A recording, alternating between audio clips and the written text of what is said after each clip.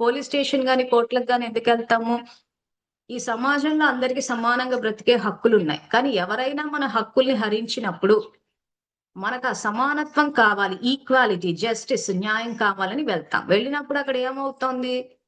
ఏ రకంగా police stations నడుస్తున్నాయో అందరికీ తెలిసిన విషయమే. కేసులు రఫా దఫా చేసేయడము, డబ్బున్న వాడిదే రాజ్యం అన్నట్టు నడుస్తున్నప్పుడు మరి ఇదే భగవద్గీత జ్ఞానాన్ని అక్కడ ఎలా వాడతాము అని అంటే, అక్కడ కూడా ఇదే పోలీసుల్ని వెళ్ళేటప్పుడు, స్టేషన్కి వెళ్ళేటప్పుడు నేను సేవ కోసం వెళ్తున్నాను.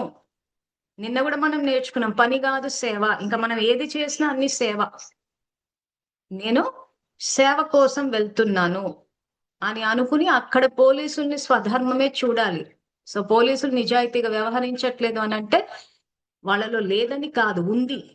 ప్రతి ఆత్మ స్వధర్మంలోనే ఉంటుంది. కానీ పరిస్థితుల ప్రభావం, మళ్ళీ పరిస్థితులు తప్పుపట్టడానికి లేదు. మళ్ళీ నేను ఆల్రెడీ రామాయణంలో 4వ భాగంలో అటు మంధరని, ఎక్కడ అయోధ్యలో, ఇక్కడ లంకలో విభీషణుడు ఎగ్జాంపుల్ కంపారిజన్ ఇచ్చి మరీ చూపించారు. సో అయోధ్య అంటే యుద్ధాలే లేవు, అందరూ ధర్మం ప్రకారం నడుస్తున్నారు. దశరథ మహారాజు పరిపాలిస్తున్నాడు. దశరథ్ అంటే ఈ రథం, దశరథ అంటే 5 కర్మేంద్రియాలు, 5 పంచతత్వాలు అంటే పంచతత్వాలని.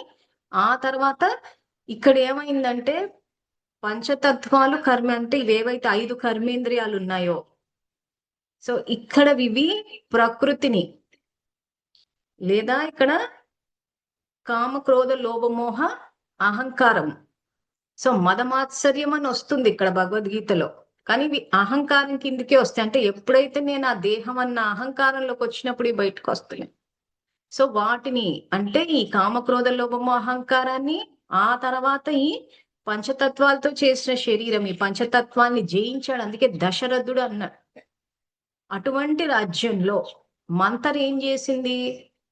వెళ్ళి కైకేయికి చెప్పింది భరతుడే పరిపాలించాలని. అంటే మరి అటువంటి ఇప్పుడు ఈ రోజు మనం పరిస్థితుల్ని తప్పుపడుతున్నామే గాని పరిస్థితులు అనుకూలంగానే ఉన్నాయి. దశరథ మహారాజు పరిపాలిస్తున్న అయోధ్య అంటే యుద్ధాలే లేవు, అంత ధర్మం ప్రకారం నడుస్తున్న చోట కూడా కైకేయి బుద్ధి ఎక్కడి నుంచి వచ్చిందంటే తన సొంత బుద్ధి. పరిస్థితులు బయట ఏం అలా లేవే.